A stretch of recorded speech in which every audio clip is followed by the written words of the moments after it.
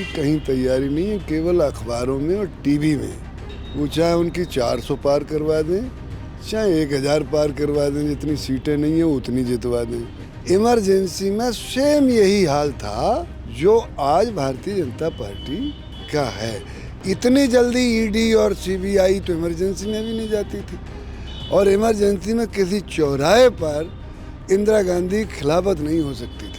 India is Indira, Indira is India का नारा लगा और नतीजा ये हुआ 80 की 80 हारी और खुद भी इंदिरा आ गई। बिल्कुल वही माहौल है। जब जनता खड़ी हो जाती है तो बेईमानी नहीं कर पाते, और इस बार जनता खड़ी होगी। ये चुनाव संविधान बचाने के नाम पर होगा, बेरोजगारी हटाने के नाम पर होगा, भ्रष्टाचार मिटाने के नाम पर होगा।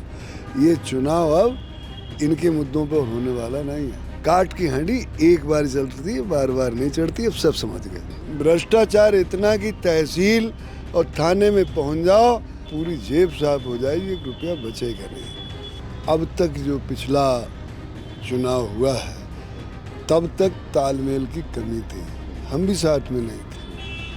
अब सबको इकट्ठा कर लिया है और ये चुनाव तालमेल से लड़ेंगे और जीतेंगे इस चुनाव को। आदाब, नमस्कार, मैं वसीम अख्तर और आप देख रहे हैं द लीडर हिंदी।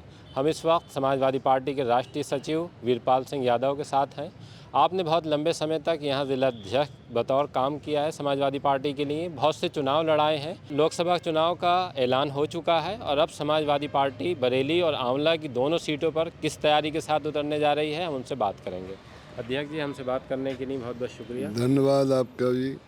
एक चीज़ ये है, जैसे अगर हम नेताओं के तौर पर देखें, आप हुए, भगवत जी हुए, अताउर रहमान, शहीदुल इस्लाम और भी बहुत से बड़े नाम हैं समाजवादी पार्टी में। अगर हम दूसरी पार्टियों की तरफ देखें तो शायद इतने बड़े नाम उनके पास नहीं होंगे, लेकिन फिर भी क्या वजह है कि मुकाबले में जब जाते हैं तो जो है नाकामी का सामना करना पड़ा। इस संबंध में हम लोगों ने बहुत विचार विमर्श किया।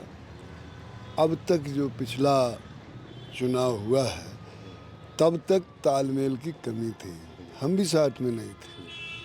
अब सबको इकट्ठा कर लिया है और ये चुनाव तालमेल से लड़ेंगे और जीतेंगे इस चुनाव को। अगर हम देखें तो जो भारतीय जनता पार्टी की तैयारी है, जिस तरह से वो मेहनत कर रहे हैं चुनाव को लेकर, और वो कतई उन्होंने ये साफ कर दिया है तमाम चुनावों में कि वो हारने के लिए बिल्कुल नहीं लड़ रहे हैं, चाहे छोटा चुनाव हो या बड़ा चुनाव हो। जो मुकाबला है या ये कह लीजिए कि जो चुनौती है वो आप लोगों के लिए बहुत ज़बरदस्त है।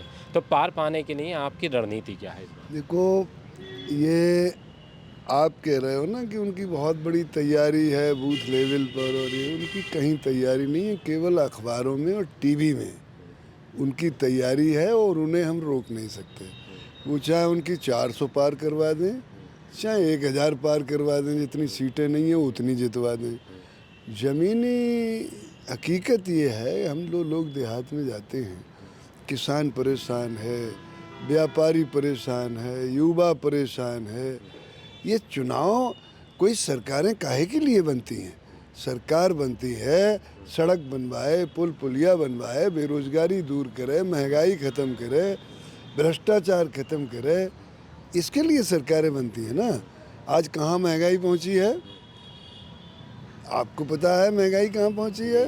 बेरोजगारी कहाँ पहुँची है? इतनी बेरोजगारी है 56 यानी 62,000 नौकरियाँ सिपाही की, और आते हैं 50 लाख आवेदन, और एक भी भर्ती 10 साल में एक भी भर्ती इन्होंने पूरी की नहीं। इम्तिहान हुआ, पेपर लीक हुआ, भर्ती कैंसिल, आगे बढ़ती रही। 10 साल में किसी किसान के बेटे को एक सिपाही तक, चपरासी तक नहीं बनने दिया है सरकार ने। तो युवाओं में इतना रोष है, भ्रष्टाचार इतना कि तहसील और थाने में पहुंच जाओ तो और जगह तो जेब में 2-4 बच भी जाएंगे, तहसील में और थाने में आप चले जाओगे, पूरी जेब साफ हो जाएगी, 1 रुपया बचेगा नहीं।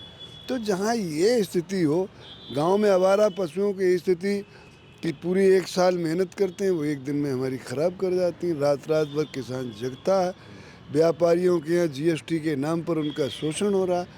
तो इस शोषण को ये लोग अभी समझ नहीं पा रहे हैं।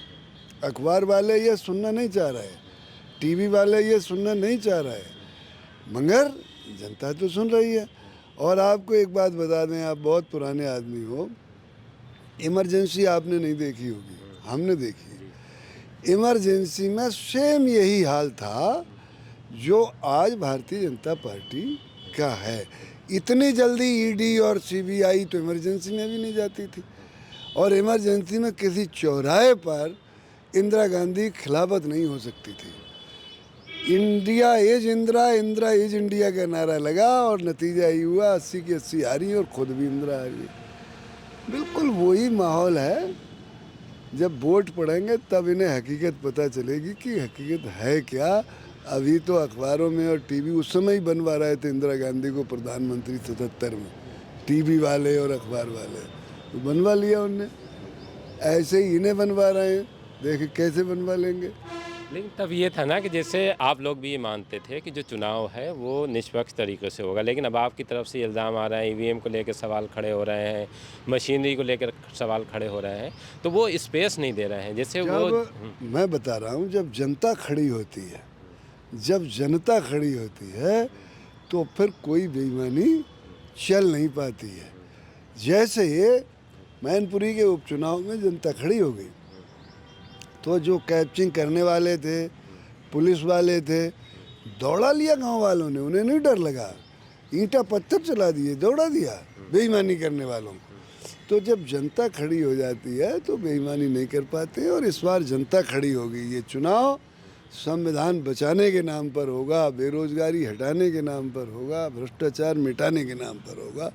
ये चुनाव अब इनके मुद्दों पर होने वाला नहीं है। लेकिन वो जिस तरह का माहौल बनाए हुए हैं, अगर हम पब्लिक की बात करें तो वो उसकी तरफ दिखाई दे रहा है कि जैसे वो जो बात कर रहे हैं, आप जो मुद्दे बता रहे हैं वो ठीक है, वो ज़मीन पे दिख रहे हैं। लेकिन जब चुनाव होता है तो जो वो नारे लगाते हैं, जो बात, जैसे आपका चुनाव था, मैं आपकी मिसाल बताऊं कि हम श्योर थे उस चुनाव में, लेकिन जब अमित शाह यहाँ पे बयान दे के गए, उनकी एक सभा होती है कि कत्ल खाने बंद हो जाएंगे और कब्रिस्तान, सब तरह की चीज़ें हुई, उसके बाद किस तरह का एक स्विंग जैसे होता है चुनाव, हमने वो भी देखा है। कितने दिन वो करेंगे? काट की हांडी एक बार चलती है, बार बार नहीं चढ़ती। अब सब समझ गए। धन्यवाद।